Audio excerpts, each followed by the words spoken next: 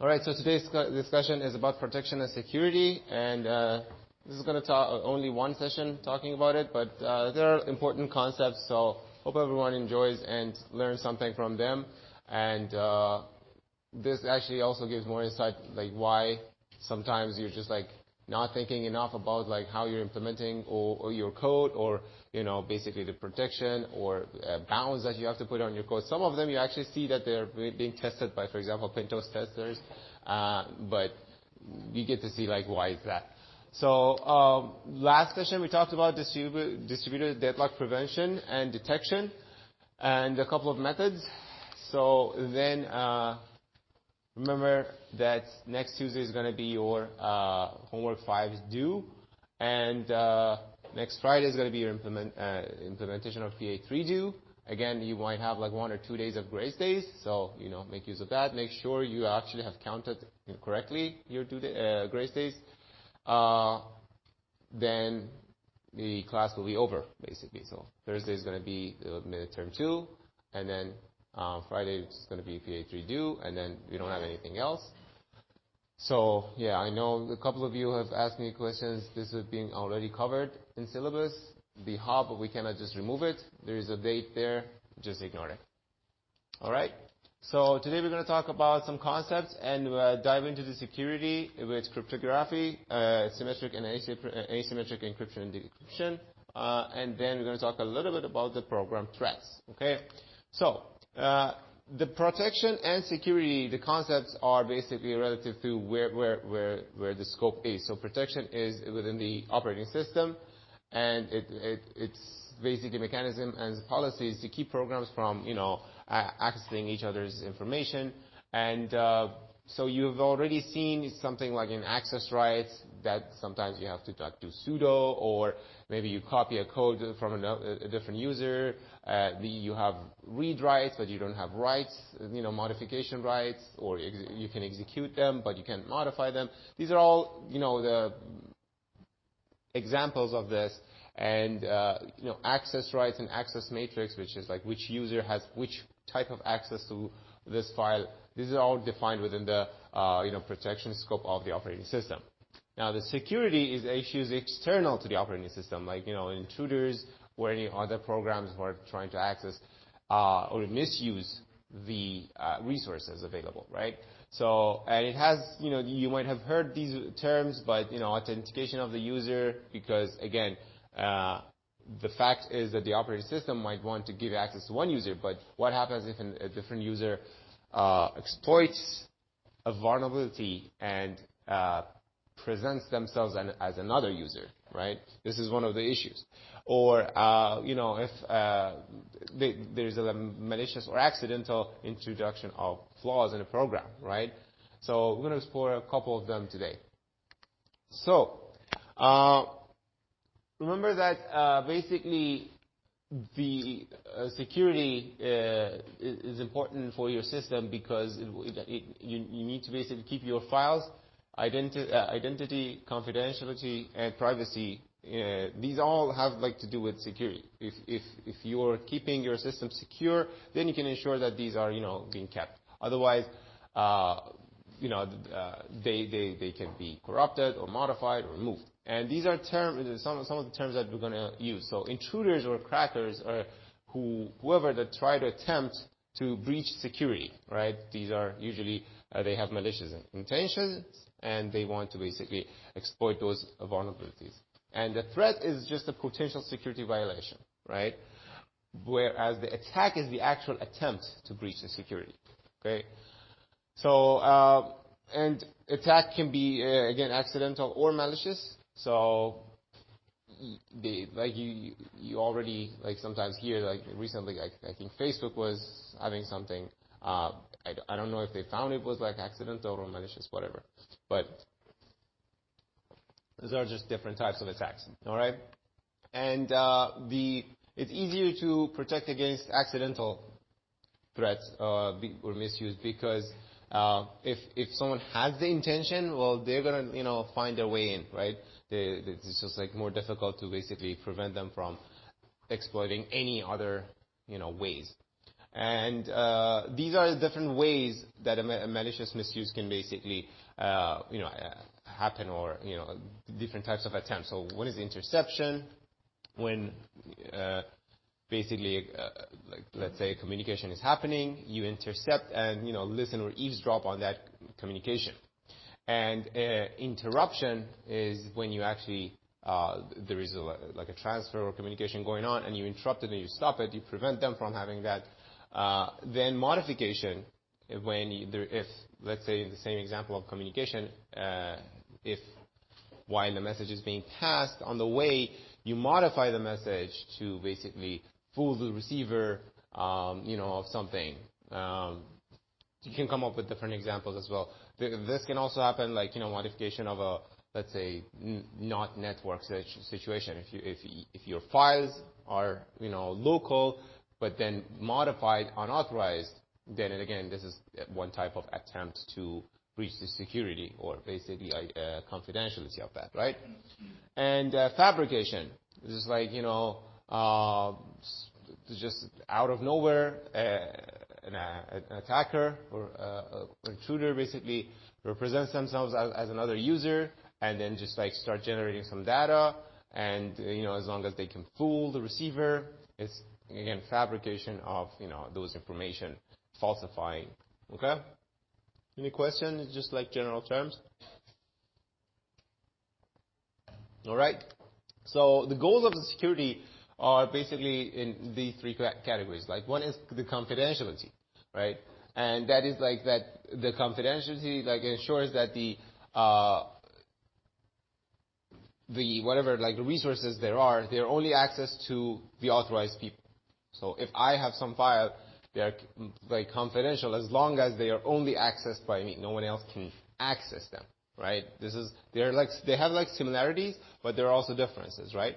So the integrity can basically, it has to do with the modification of them. So my data will be kept, its integrity will be kept as long as no one else can modify them. Maybe it can be breached if someone can modify it, but maybe they don't have access to it. That's still different, right? So it's a different type of attack. And also the availability. That means like it is accessible to me, right?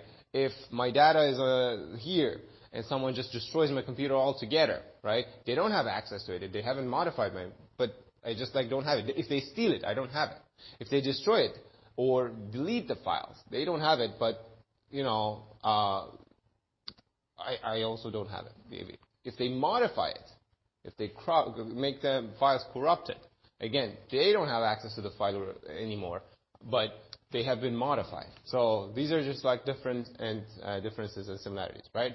So let's take a look. So a breach of confidentiality is when the information is, just stolen. So they have gained unauthorized access to the information, and that's the breach of confidentiality, right?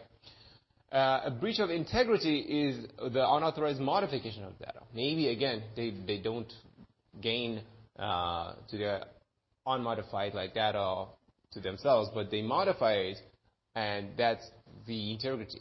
In a lot of cases, actually, the actual information is not important, but the modification is important, right?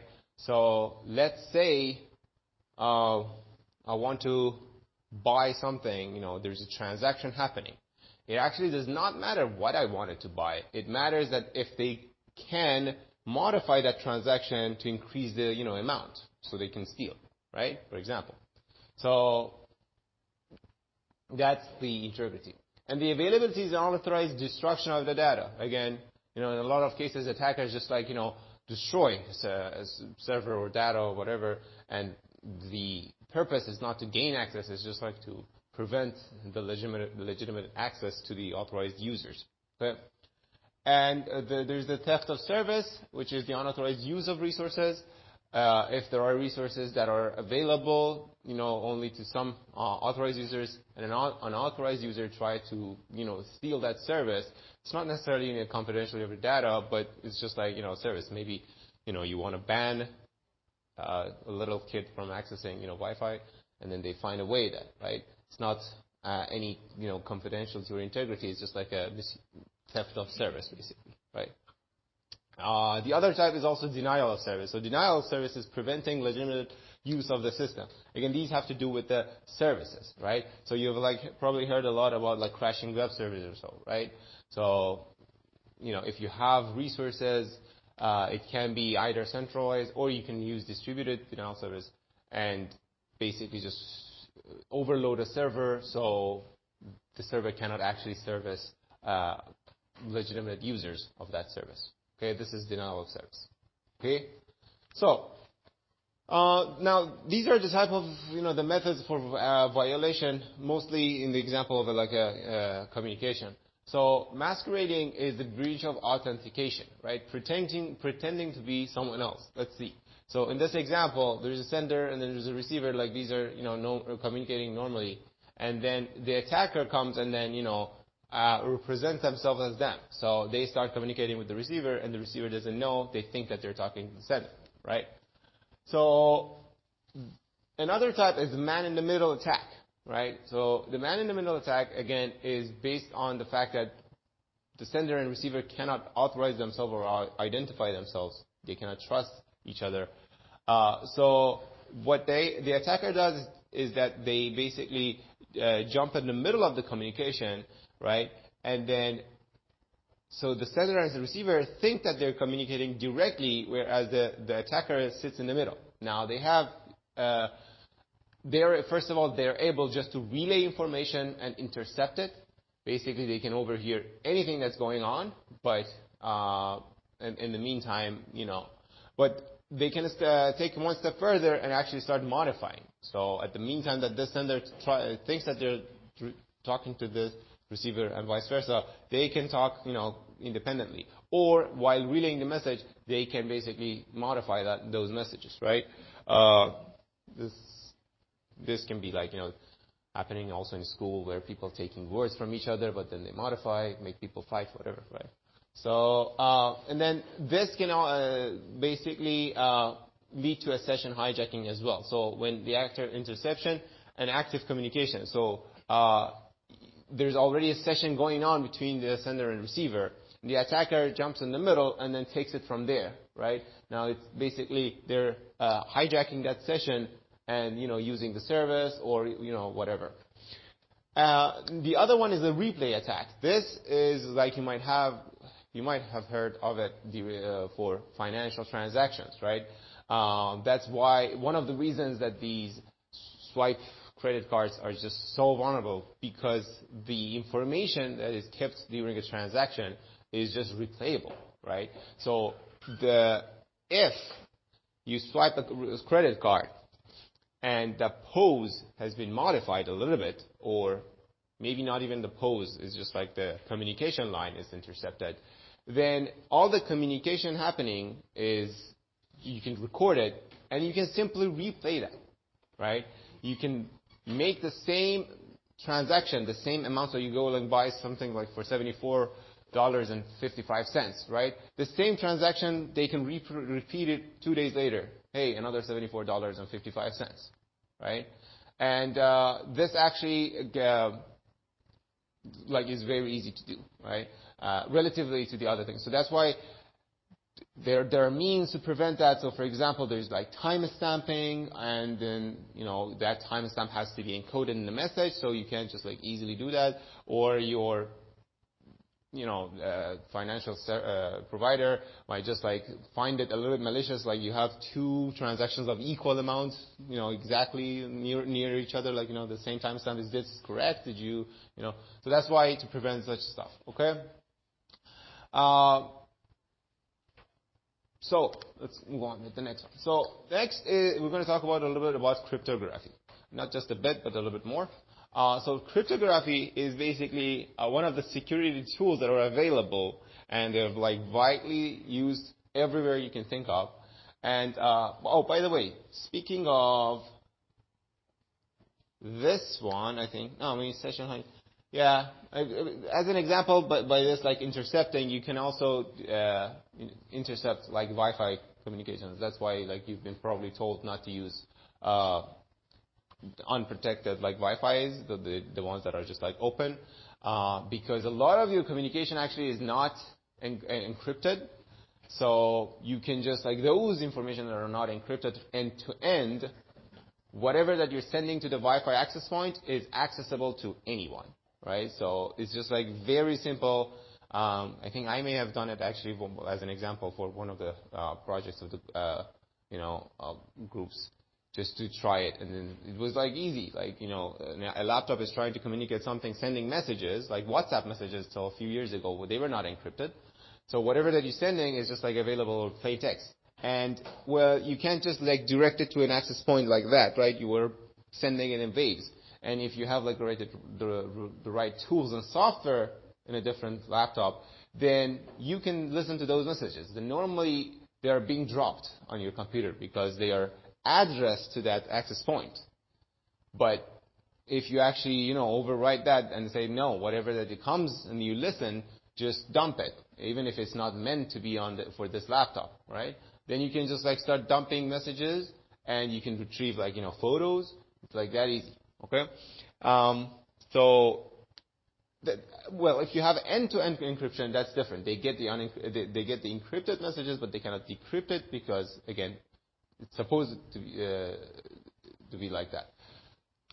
So that's where the cryptography starts. Okay, so the cryptography is basically because the source and destination of messages cannot trust each other, right?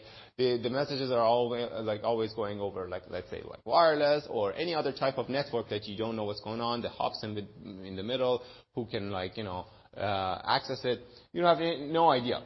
And it's basically trying to help the senders and receivers to kind of restrict at least the potential senders and receivers, so whatever that I'm sending, hopefully it's not going to be any access by anyone else but my receiver, and vice versa. Okay, and the way that it's done is like based on secrets or keys, and so the way that it works is like the network here, for example, is insecure or unsecure.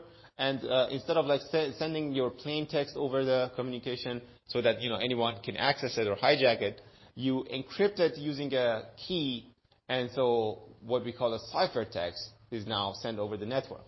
And the hope is that no one can retrieve your information based on that ciphertext.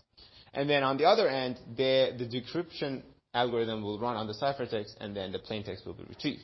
Now, obviously, we get to see the example. So the goals of this is like, first of all, from the ciphertext, one cannot derive the plain text without the password. So a cryptography method is successful if whatever that you have from the ciphertext and you hijack it, you cannot retrieve the plain text without the key. If you can just juggle it around, play with the characters a little bit and then find the plain text, that is not a good cryptography, of course, right? And the other one is that from plain text and ciphertext, you cannot derive the password. Because if one can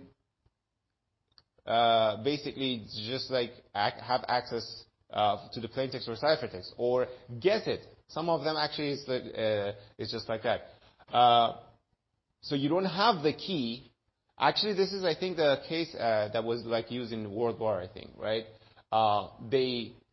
One thing that actually helped to decrypt the messages was that at the end of the messages, all of the messages, they were sent with a type of salute kind of a message, right? So they figured out that, this is a pattern repeating, and this must be, whatever. And then, so based on that plain text, and then the resulting of the ciphertext, they figured out the key. Because at that point, the key was simple. I think it was just like a shift of characters in a way. So it was not very super, difficult. So it was just the combinations were too many, and then because they were changing day to day, it was difficult with that computing power to catch up, right?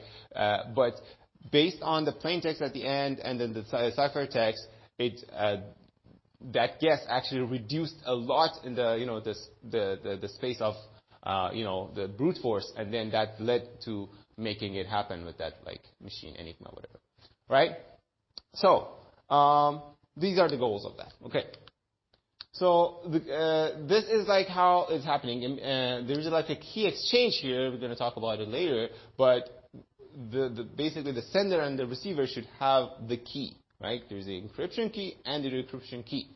And now considering that they have the key, if the sender wants to write the message, it's in plain text form, then they encrypt it using the key, and now the encrypted message, like the ciphertext, is like here. So the attacker can access it, but you know the channel, like whoever that accesses it, cannot retrieve the plain text without the key.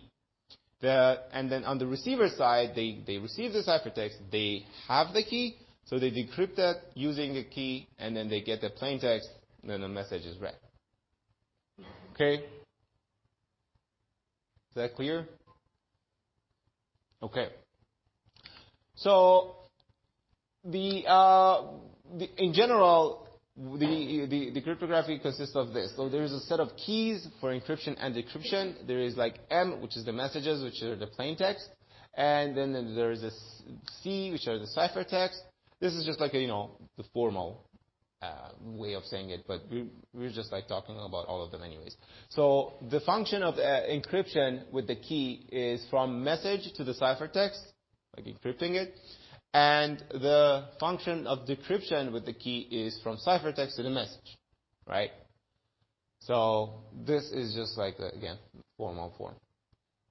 Now, an encryption algorithm is important that basically, when you have the ciphertext, you can compute the message only if you have the decryption key.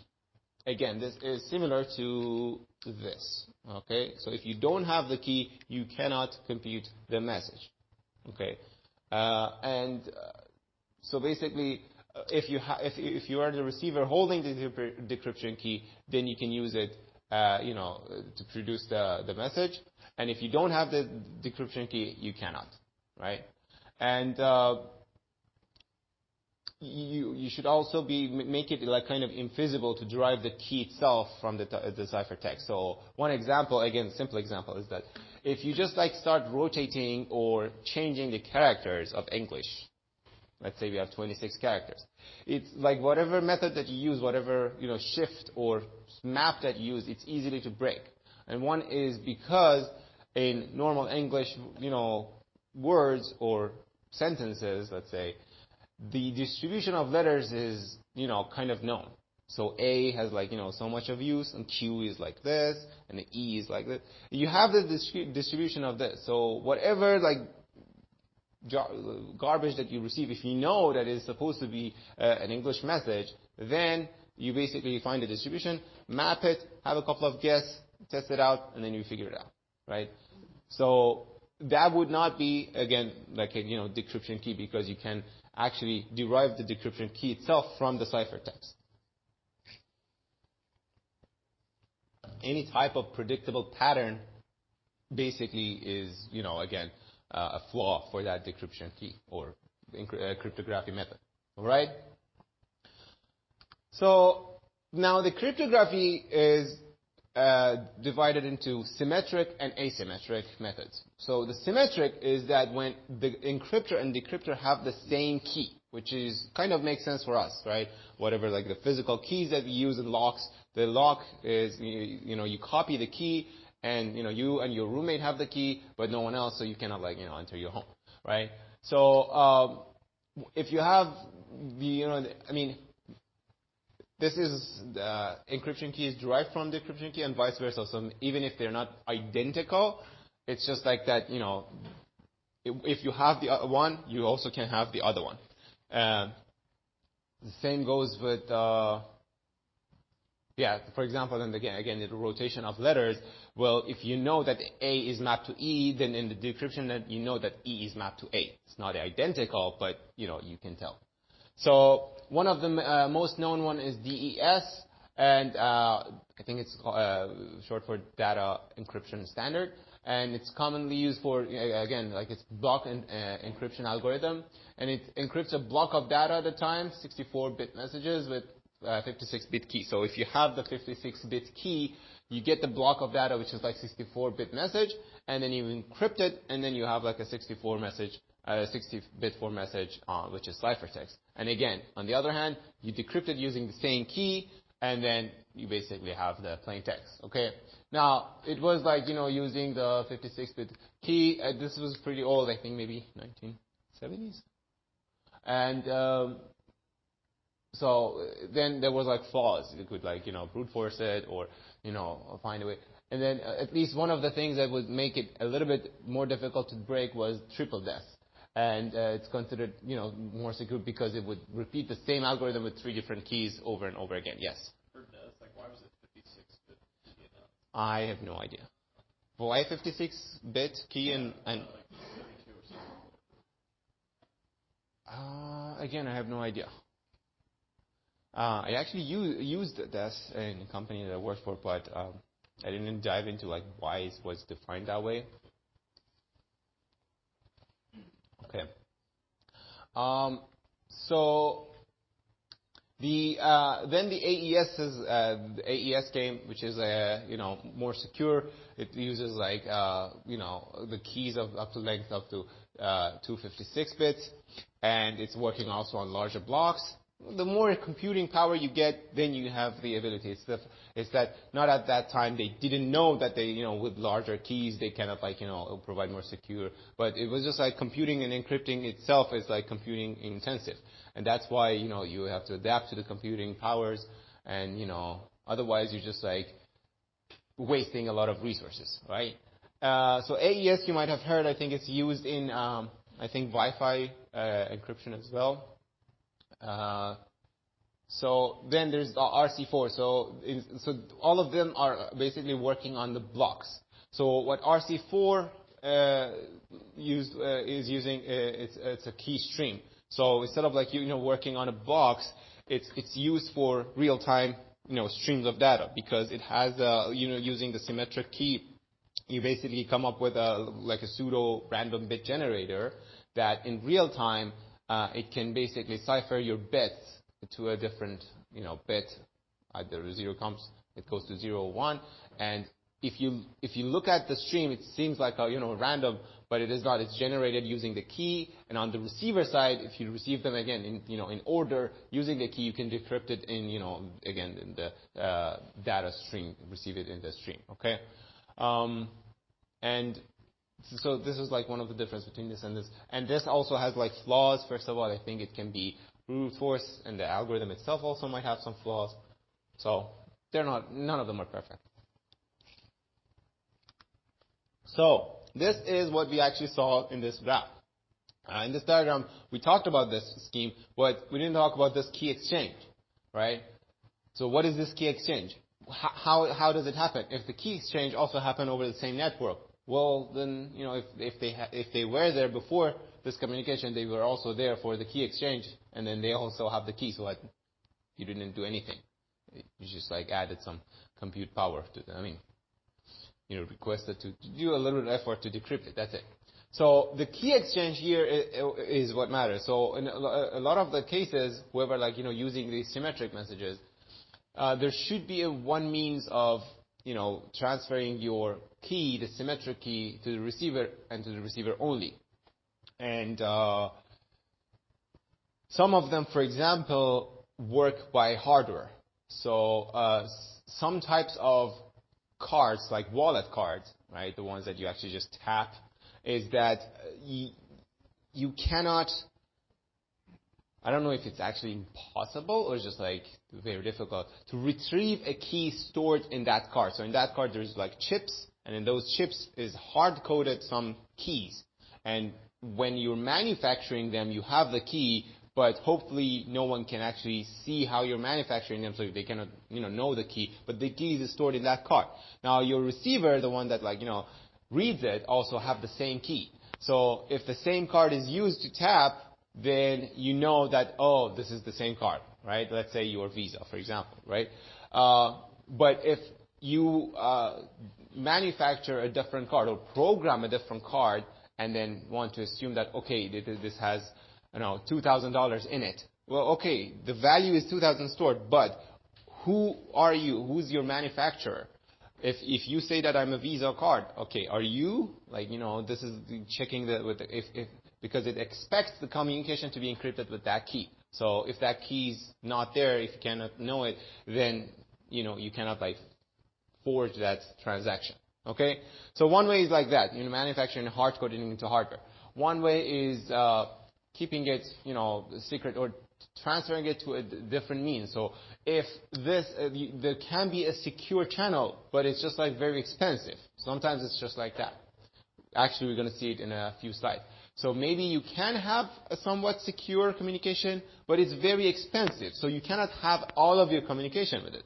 So instead, you use that safe communication only to exchange the key, and then you're now free to use the insecure channel, with a cheaper one,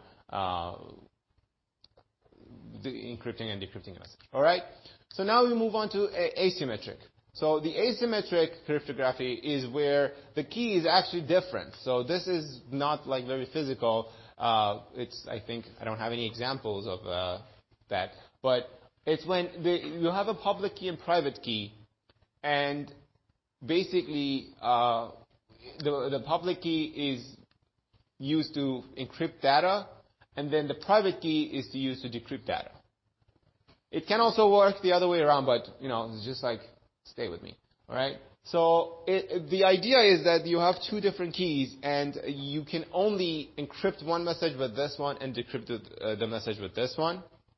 And the goal here is that you don't have to necessarily have a means of transferring your key to the other one, because you don't actually give your key to anyone. So if I keep my private key only, and then I only give my public key to anyone, that's why it's called public, because I can give it to anyone. Because if you encrypt your message using that key, you can also send it to anyone. Because no one still can, decipher that, because no one has the private key. And vice versa. If I want to send a message to the receiver, I only need to encrypt it with my private key. And again, I can send it to anyone. I can to show that it was ciphered with my private key, because anyone can, check that, because anyone has the public key. This is when we talk about like signing or signature. So usually, again, there's a public key that you encrypt the data with, and then there's a private key that is used only to decrypt that. You don't give that to anyone. The public key is given to anyone. Anyone can send them a private message to you. No one else without the private key can access it. Okay? And the communication also has the other one. When I said like it works the other way around, that's for signature. If we want to have a secure communication, I also need to have your public key, so I can encrypt my messages with that, and you can decrypt that with your private key. So the public keys are available. All right? So again, the same thing happened. The encryption scheme that can be made public without making it easy to figure out the decryption scheme. With the encryption key or with the public key, you cannot guess the private key. Even if you have the key, you cannot guess or derive the private key. That's only with me. All right. And RSA is the most known one. I think you've all heard of it, but we're gonna just look at how it works a little bit and see a couple of examples of it. Right. Even though it's the actual inner working and the proof of it is just like too mathematical for this class. I don't even know that. Yeah. Is there any necessity for RSA? Is there a one-on-one relationship between public key and private key that? Is there any necessity that? Is there a one-on-one relationship between public and private key? There is a relationship. There's a mathematical relationship, but again, it's not in this one. It's infeasible or impractical to derive one from the other one. Not theoretically, but practically. Okay? And again, the idea of all the security is not to probably making it impossible. It's just making it harder and harder and harder, to let it breach or allow someone to breach it. All right.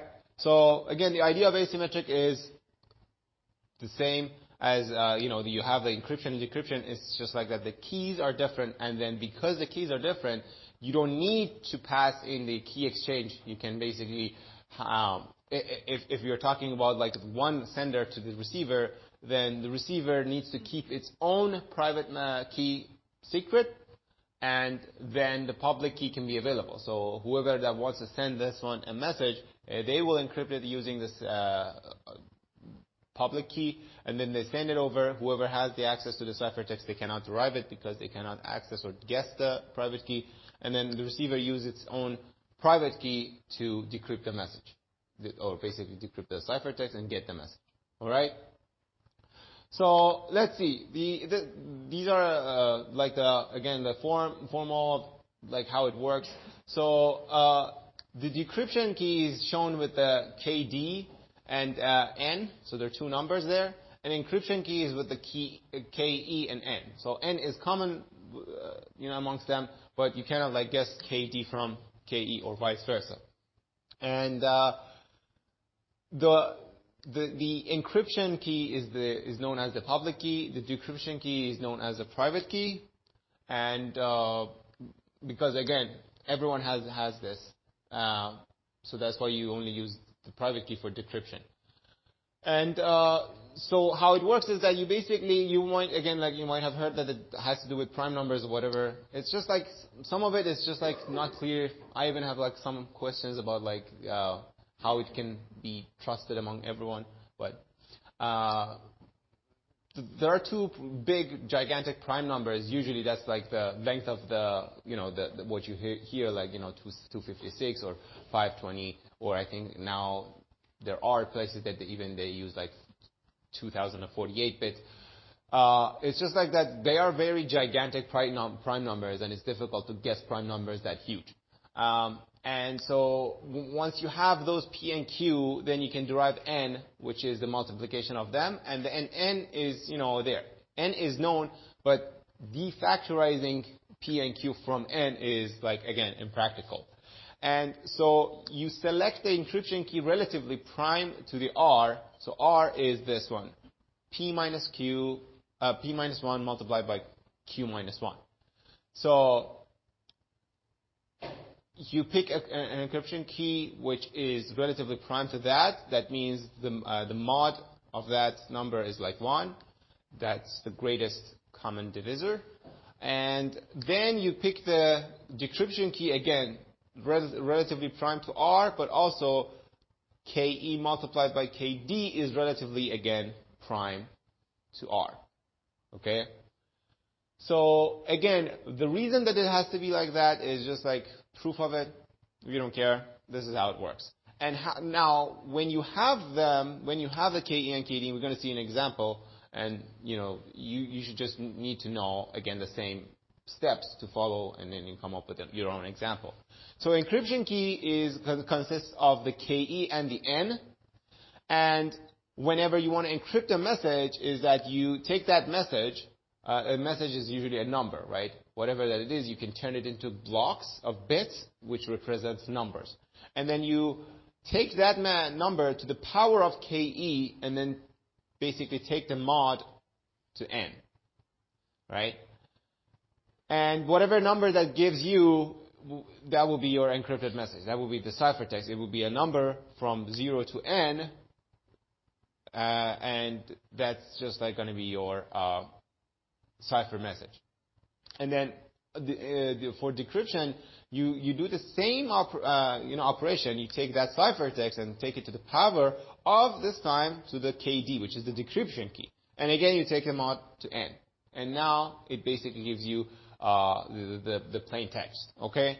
And so I dug also a little bit, and apparently something with Euler, whatever. Apparently, you don't have to actually multiply P and Q because, again, these are large numbers, right? So this can be get like even larger. So instead, you can actually use the least common multiple of them. It gives the same results. So let's see an example, and it becomes hopefully a little bit more clear. Not the first time it didn't for me. So let's see. So if you have, again, P and Q are supposed to be very large prime numbers, but we can't, help that. Again, give it an example. We're going to go with like small. So let's say we have like P and Q as like 7 and 13, right? So going back to here. So N is the where is that? The product of the two large numbers. Oh, by the, yeah. Actually this might be instead of the multiple of, yes. So N is the multiple of the P and Q, which is 7 by 13, which is 91. Okay. So R is P minus 1 multiplied by Q minus 1, which is 6 and 12. Again, if you want to multiply them, that's 72. If you want to go with the least common multiplier, that would be, I think, the 12 itself. So, and this might not be a perfect example, by the way, because again, this is supposed to work with large prime numbers. So whatever that we get here, sometimes you might see that it was easy to guess or whatever.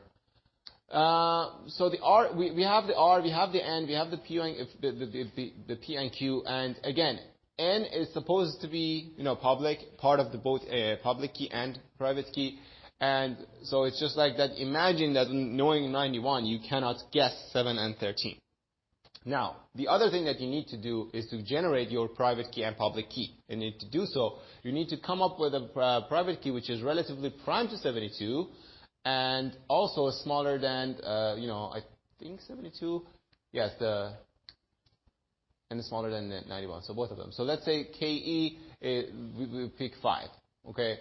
So we pick 5 and 91 and give it to the public.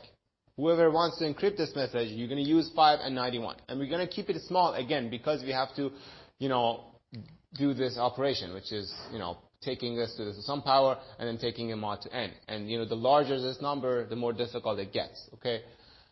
So then we have to calculate the decryption key, which is our private key. The private key is supposed to be picked such that the KD is also relatively prime to n or to r. So in this case, how we can come up with this? So we want the multiple, the product of KE and KD to be relatively to prime to 72. That means the product, for example, needs to be either 1 or like one easy method is to basically try, numbers who are multiple of r plus 1. Because, what numbers are relatively prime to 72? Well, 71, 73, these numbers are relatively prime, right? So you can just try that. So, you try 73, you know that 73 and 72 is always prime to each other, right? So you just try to derive the KE and KD, but this is not divisible by 5. You try the next one, like 145. Again, this is 2 times this plus 1. Because it's 2 times this plus 1, it's relatively prime. And now you see that, this is divisible by 5, so I'm taking that 29. So 29, it will be your decryption key. So at this point, you have the results, public key and private key, and you keep this for yourself, secret. You give this to everyone. Now let's see how it works. So if you have a message, let's say 69, and so this is a message that a sender wants to send to, whoever this receiver is. So they have the public key. So what they do is that they take the 69 to the power of 5 and then take this mod 91 and then they get 62. So this 62 is the ciphertext. This can be sent to anyone. Knowing the 62, you cannot derive 69 without knowing the private key. That's the idea. So on the receiver side, you decode it using the same method but with a different key. So you take 62 to the power of 29, this is a typo, 29, and then you take the mod 91 and then you get 69. You can actually test this in a big calculator online. Most of your computer calculators cannot handle this number, 62 to the power of 29, but you can do big number calculators and actually verify this. And again, you can basically, the public key can be distributed in clear text to anyone who wants to communicate with the holder of the private key. Okay? And that's basically how it works. Mm-hmm. Probably not for the final. There is one in homework 5, but not for the final. It takes too much time, and I cannot have you bring a supercomputer here for, or become. I mean, you don't have to be a supercomputer, but opening for a phone or laptop during. All right. So it's remember that symmetric cryptography is based on the transformation. Asymmetric cryptography is based on the mathematical functions, such as whatever that we just covered. Okay, and it's just like that. You already saw that asymmetric is much more compute intensive. Okay, so it's just like you cannot have all the communication with that. So instead what they do is that it's not actually typical for the bulk data encryption, but it's used for authentication or key distribution itself. So one easy way to understand is that considering this is like working, now you can take this part using that. So if I want to send a message, okay, to this receiver, and everyone can hear it, whatever. So what I'm going to do is that I'm going to generate the key that I just showed, and then I'm going to just announce, here is my public key, 5 and 91. Just, try it. And then they're going to say, okay, I'm a client. I want to connect to your server, right? And actually the method, for example, for SSL is, for HTTPS, like handshake is similar to this. So they say, okay, I want to connect to you. I support these algorithms or protocols, and then based on that, the server picks one protocol and then sends replies to them. Now, because they have the public key, they're going to send some information encrypted using that public key to me, and those information no one can use, right? They cannot just derive the plain text or the key itself from that. So when I received that, then I realized when, secret, I'd open it, and then I realized, oh, okay, they also want, communicate with me safely or securely, and they are giving me a key. They can send me their key encrypted through my public key. So now I have their key. Now I can encrypt whatever the message that I want with that key and send it to them. And because they generated that key, no one else has it. Now we can communicate securely over this channel. Anyone can hear it, but because only they and I have the key, we can just... And this key now can be the symmetric one, which not need to be that, computation intensive. It's easier to encrypt the blocks of data using that key. But that key is generated for now. It might have an expiration date. So, tomorrow they might connect again with a different key. So, all right. Now, there are I found these links actually very useful. You can also check them out. So this actually talks about the RSA itself on Wiki, and then there are a couple of pages from different institutions that actually give you more insight of the steps you need to follow for the RSA. And actually, I found this RSA worksheet. So in this one, you can actually it's like easy. You can actually probably use it even for the homework. You start with, some prime numbers, and then it gives you, okay, here is your N, here is your R, here is the options for, KE that you can pick based on the KE that you pick. Then they give you the options for KD. There's the verifiers that are they relatively prime or not. And then you can take the steps there, and then you get the stage that here is the, private key and public key. And then there is the, example part, which again, you can take any message. You can now, encrypt it using that private key, and then decrypt it, and then basically get the plain text back. All right? So check them out. They're fun. Now, the key distribution is basically the challenge itself. Sometimes, again, as we said, it's done out of band, which is through other means of communication. Again, with passing, USB or whatever, so that you don't have to just broadcast it wirelessly. Or sometimes like paper documents or conversations, you can actually pass in some, you visit some place actually once, and then you give them the key, and then from there on you have the key, and, as long as no one steals that key from them, it's going to be secure. And again, like I think the company that I work for did that once. They had like secure meetings, whatever, to actually deliver keys to each other. Now here is like one example that you might come up with. How about the asymmetric key distribution itself? So I also said that, you can give, not in this one, you can give your public key and announce it to anyone, right? So now the problem is, for example, the man-in-the-middle attack here. So let's say I want to communicate not with someone close, but with someone far at the back at the end of the class, right? So they claim that, hey, let's say I'm Jack, and my key is like whatever, like my public key is like this, 29. Okay. So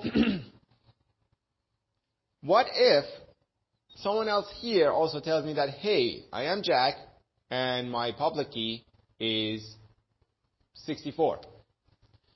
Now, it's difficult for me to trust anyone because what happens is that it is an example of a man-in-the-middle attack.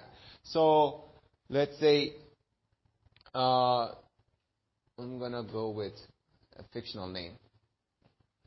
Come up with a name. Huh? Phil. Okay. That's not that fictional, but okay, Phil.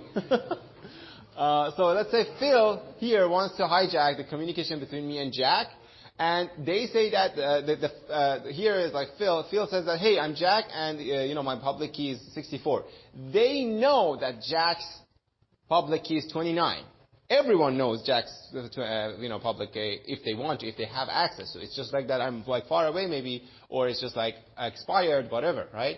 Now, if I want to send a message to Jack, I'm going to say, okay, here's my message encrypted with 64 and send out. Now, this message, Jack actually cannot decrypt it because it's encrypted with Phil's actual public key. Now, Phil can decrypt it and then see the message if they want to modify it, whatever, and then again encrypt it and send it to Jack because they have their public key. And then on the way back again, we understand what the man in the middle is. It's just like that. Even when the asymmetric key, the distribution is like needs care. Otherwise, this still can happen. So what to do in order to prevent that? Anyone with some prior information or guess?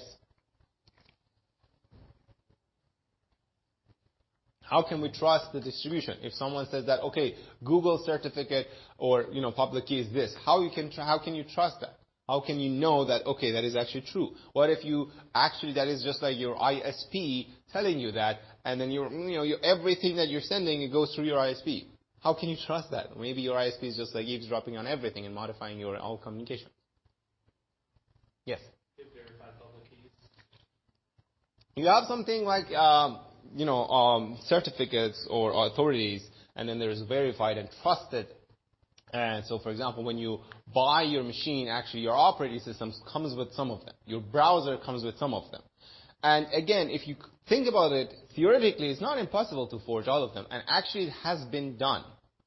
Probably not in the U.S., but in some places that the communications is more like tight and bounded, that you cannot, it's like restricted. Again, if your only source is, one, they can forge everything. And, even the softwares that you want to install, they can forge the softwares as well, right? Everything that, if it comes to this, it's just like one of these, I have heard that, sometimes in prisons, they give you falsified newspapers and informations, whatever. I mean, it's just like, I don't know if it was experiences or real, but, again, you cannot, there's no way. Everything comes from that, So in this case, considering that you have, trusted authorities, they don't change that often. Again, the way that they keep themselves trusted, it's like a web of trust. And considering that, we trust them, they will sign other people's public keys with their private keys. So let's say I have the public keys for them. I don't know the public key for Jack. I don't know the public key for Phil. But I have a public key for the trusted ones. Now, they somehow authenticate Jack separately, and then they cipher the public key for Jack with their own private key. Remember that no one has their private key. So if I get a message, I decrypt it with my trusted public key, I can tell if this message was encrypted only by this trusted authority and none else. Now I know, okay, at least this message came from them, and I trust them. So let's see what it says. It says that the Jack's public key is this. I don't have anything from Jack yet, but I only have their public key. Now I can send a message to them. If Jack is not accessible, if my message gets to Phil, that's fine. At least they cannot give my information to, they cannot use that information. And they don't have Jack's private key either. So they cannot even falsify communication to Jack, because they cannot send me a message and say, hey, here it comes, I'm Jack. Because now I have Jack's public key. So anything that they encrypt with their key, this is useless for. Okay? So again, it's just like one more level of security, and that is now, instead of like relying on the, whatever that you hear, you only need to rely on some trusted authorities. And, again, we are assuming that they're predetermined. They come with every now and often your browser updates them, whatever. Okay? So, here's the man in the middle attack. We already talked about this. I think this is Phil, and this is Jack, and this is us. Okay? Now, before going to program threats, anyone any questions? No? All right. So, there are different program threats. We're going to go over them relatively quick, but it's understandable at least to know them. So, some of them are Trojan horses. So, the Trojan horses, you already probably have heard of them. And, well, you know the story, but in terms of programming, there are executables or softwares that you actually, send to someone. They willingly run it, and they start to, do damage or whatever, right? So basically, you're a non-suspecting user, but the software itself misuses its environment, and spyware, pop-up browser, whatever. These are things that basically Trojan horses are used for, right? If you open them, they start sending your information, or they install some junk software, whatever. All right. So the other one is trapdoor. This is, for example, something that you need to be very careful as programmers, right? Trapdoors are basically a hole in the security of the system deliberately left in place by designers. I think that's one of the things that was asked for Apple to do, and then they didn't, right? And so this is an example of that. So you see, this is a program print login, get the name, and then get the password, and then if the name and the password are checks, then you break out of the loop and actually execute shell, right? Simple. That's easy. Now, as a programmer, maybe to try out, sometimes the cheating codes for games are just like that, because you want to not actually play the game, but you want to see what step to the next phase or whatever. So now you have a different one. So whatever name, if I gave give my name to ZZZZ, then just go ahead. Or if my password was something, so you have a master password, right? So the problem is with all these are just flaws. These are holes. They can be exploited. They can be brute force. And then again, because they were not expected, so maybe now you're giving access, to someone. And because you thought that this authentication is working, fine, now you're not, taking more precautions after this. Okay? So this is something which is an example of a trapdoor. Yeah. So the next one is a logic bomb. So a program that initiates a security incident under certain circumstances, right? So in a case, for example, in this one example is that a programmer writes a program and then, has a logic bomb in the future. So in case they're fired and they cannot handle it, or close the program or whatever, the program itself starts doing damage to the company, right? So this is an example that this runs in in a daemon that if it's the second or third month or fourth month in the year, let's say, then on the first weekday, let's say Monday at 9:30, then it starts removing the whole server, right? So once a month, they're not even done in the first time. So this is one case. And again, sometimes you don't actually mean to do harm. So as an example, I remember when I was a kid in high school, so my friend actually designed, web pages using Adobe Flash. And Adobe Flash is turns kind of into binary, so you can actually decrypt it. You can have the program, but you can actually use it. So when he wanted to actually show whoever that wanted the web page, he had to actually give them the Flash, right? But then the chances were that they said, okay, we have this, and now we're not going to pay you, bye, right? This could actually happen. And, we were kids, so what we could do. And so what he did, usually, he had something like this, and in the case that before he get paid and, gave them the actual production version, this would actually run. So after some time, their whole website would just show that they are stealers from me, whatever, right? And they couldn't figure it out because they didn't have the source code, right? So, next one is the stack and buffer overflow, which again, you are now you're seeing this in Pentos, and your code is being checked by the testers, for example, like the bound ones, right? And the bug actually is a program that uses the overflow of the stack or memory buffer. This is interesting to know and important. So let's take a look at this example. So if you have the buffer size of, a buffer, which is size of 256, right? Now, this program, what does it do? It takes the argument, and the second argument passed to the program, it's run with a strcpy to the buffer of that argv. Now, what happens here? We have a buffer of the size 256, but now we're using strcpy to the buffer. Anything wrong with this? What does strcpy do? Someone can just tell me. What does strcpy do? You have implemented it using your PA2. Come on. What's that? Copying a string, and what does that mean? Go ahead. Go ahead. Bytes, okay. Until. Huh? Nah, not the array. We're not talking about the array here. That's the thing. So strcpy starts copying bytes from argv1 pointer to the buffer, moves the pointer one at a time until it reaches a null terminator. It's supposed to be end of the array, but what if not? Here we are expecting at most 256 bytes because the buffer is that large. What if the argv sentence is larger than that? What's going to happen? You start overwriting memory bytes which we're not supposed to.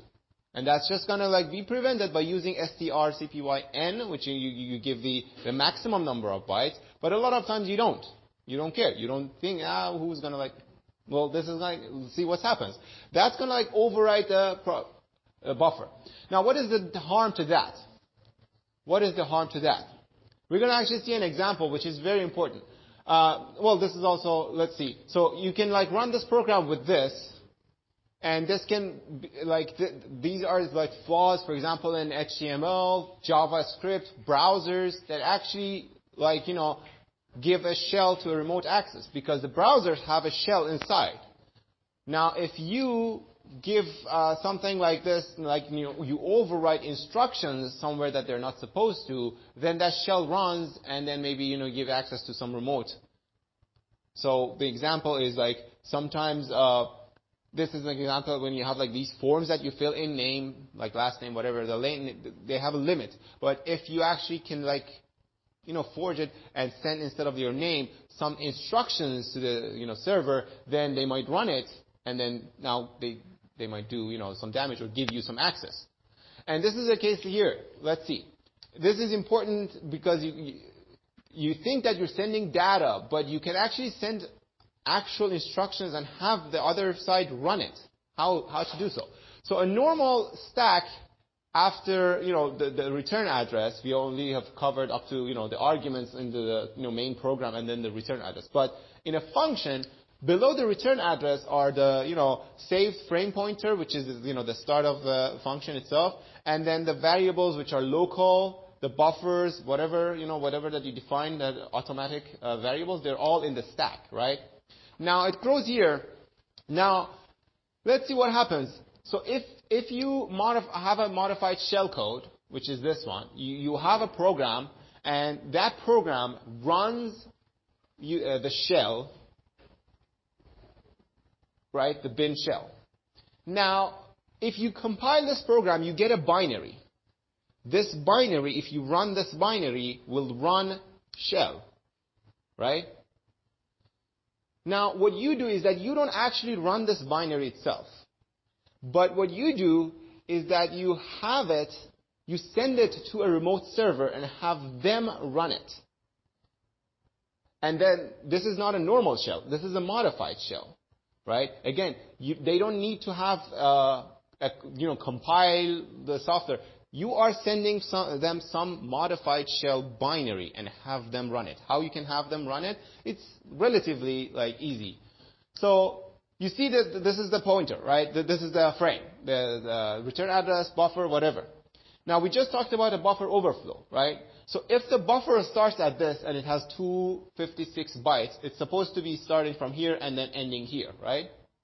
If you overflow this buffer, what you can actually overwrite is not just the buffer, but now the return address. Now, what is the return address? You remember, when you call a function, at the end of the function, the program returns to that return address and starts executing instructions. They're not data anymore. Wherever you come back to and return, you start running instructions. Now, what happens if that in the buffer, you actually send, instead of your name, send some modified shell code, the binary, and now overflow it, pad it with extra so you're sure that you overflow this. And instead of actually overwrite the return address, not with garbage, not with null pointer to, have a segmentation fault or something, but to the address of the code here itself. What you have done is now you have forged their memory, you have put some binary in their memory, and now you're also making them to start this with their access. So whatever access they ran this, you are giving this shell code their access. But it's your code. So now you gain remote access with their access privileges. Okay? So another case of, we'll make sure you understand this because this is like some type of attack that actually can, a lot of the times these are flaws were not meant to be there, but someone can exploit them. They can actually see that, okay, what is the size of this buffer, whatever, how large this can be, how much I can fit, whatever, and actually, do this. So next is viruses, and there are programs who are basically embedded in the other programs, and then they exploit, services or whatever. So the example is this is a Visual Basic macro that can be included in a Microsoft Excel or Word, I think. And, when you open it, the software, which is Microsoft Office, runs it, but it runs it with your privileges. So even if the file was sent over your email, once you open it, it starts formatting your drive. Okay? And that's stupid, right? But that's what it is. That's why I say don't open your email attachments, or there are antiviruses or, checking them at least. Okay? So there are different viruses that are different types. So there are files who append themselves to the file, change the start pointer of the executable so that they run, and then they return to the original code. So, whenever you want to run this program, unintentionally, you are also running that code before that. There are viruses that actually have to do with boot. They actually write to the boot sector and then get executed before the operating system. They are one of the worst types because, you don't have the operating system even to do so. That's why a lot of the cases you have to use live CDs, so that you actually boot from your BIOS to a different operating system, not your hard drive, and then scan your hard drive. There are macro types that we just covered. There are source code types, which basically modify the existing source code. Changing binary so that, they spread. There are polymorphic ones who without changing their functionality, they change the pattern of the binary in a way that it's not easy to detect them. There are encrypted ones that first they decrypt themselves and then run. So again, they're not necessarily easy to, be seen. There's a stealth that sometimes they modify parts of the system to prevent detection. We're going to see an example in the next diagram. And there are a couple more, okay? So let's see this example, a boot sector one. A virus copies boot sector, the actual boot sector, to a different location. And then itself uses the boot block by itself. So when your computer boots, you're actually booting the virus. Now, what the virus does is that at system boot, it decreases the physical memory such that you never can see some parts of the memory. Because at boot time, the operating system reads the actual physical memory size from BIOS, and you cannot modify that. You can actually see that also in Pintos.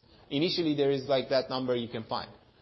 And then it copies itself above that, so it rests there without the operating system noticing.